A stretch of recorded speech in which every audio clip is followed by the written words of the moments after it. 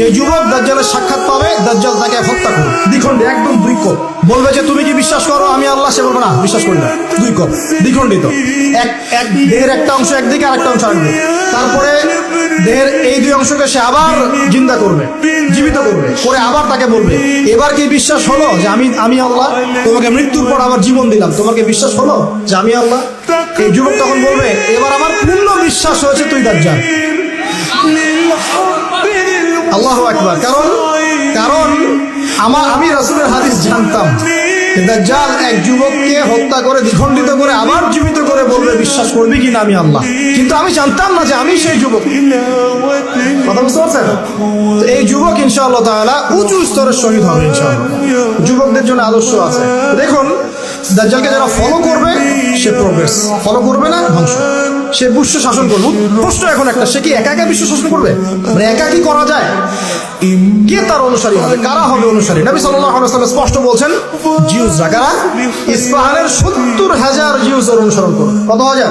এবং তার last follower সম্পর্কে বলা আছে এক শ্রেণীর মহিলা যাদেরকে ঘরে রাখা যাবে না। তো সেই আদর্শ এখন ছড়িয়ে পড়েছে না? ফ্যামিলিস্ট রেভলিউশন ছড়িয়ে পড়েছে না?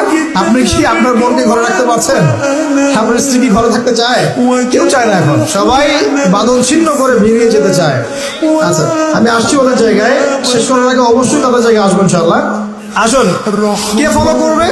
জিউসরা। এখন জিউসদের মধ্যে কি সবাই? উত্তর না, সবাই না। কারণ এমন অনেক ভালো জিউস আছেন যারা এখনো প্যালেস্টাইনিদের পক্ষে কথা বলে, এমন আছে। তাহলে কারা? যারা জালেম, যারা কি জালেমরা। এখন একটু লক্ষ্য করেন ওয়ার্ল্ডের দিকে তাকিয়ে, যে একটা বিশ্বকে শাসন করতে হলে আপনার বিশ্বের সব বড় বড় ডিপার্টমেন্টগুলোকে শাসন করতে হয়, করতে হয় না? শ্রীলঙ্কা নাম শুনেছেন তো?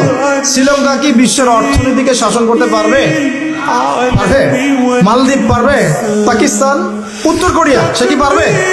আপনাকে যদি ইকোনমিক্যালি সারা ওয়ার্ল্ডকে রুল করতে হয় তাহলে সারা বিশ্বের অর্থনীতি আপনার নখদর্পণে থাকতে হবে। সেটা কি মুসলিমদের আছে? তাদের হাতে এগুলো এখন বুঝে নেন।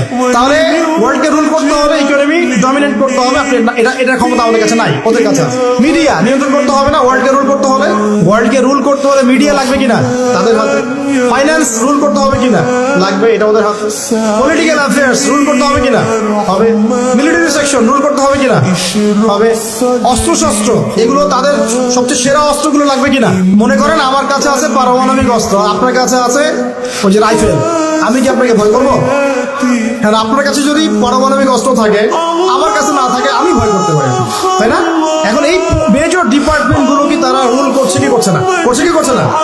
আচ্ছা, যারা মসিহুদ দাজ্জালকে ফলো করবে তারা ওয়ার্ল্ডে আজকে এত শক্তিশালী হয়ে গেছে। তারা কি এত শক্তিশালী ছিল কখনো? উত্তর না। কখন হয়েছে? বিগত 100 বছরে। কত বছরে? প্রায় বিগত 100 বছর। এখন আপনাকে বাঁচাবে কে তাদের থেকে? রাসূলুল্লাহ সাল্লাল্লাহু আলাইহি ওয়াসাল্লাম কোন সূরা বাঁচাবে? সূরা কাহফ।